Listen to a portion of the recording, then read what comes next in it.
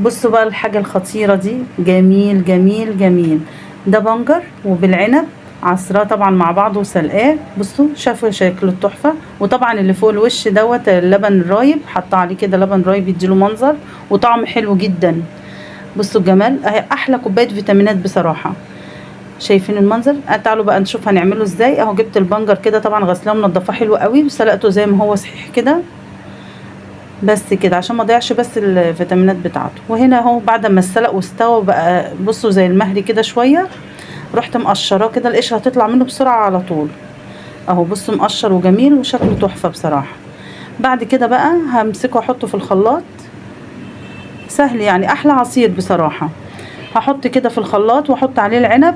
العنب اديله طعم جميل جدا، طعمه حلو برضو فايده، وغذاء جامد. وهنا بقى السكر ده على حسب اللي بيشرب العصير. وحطيت بقى اللبن الرايب كده. طبعا انا بعمل نص البنجر كده، نص مرة على مرتين، يعني كل مرة احط حبة لبن رايب.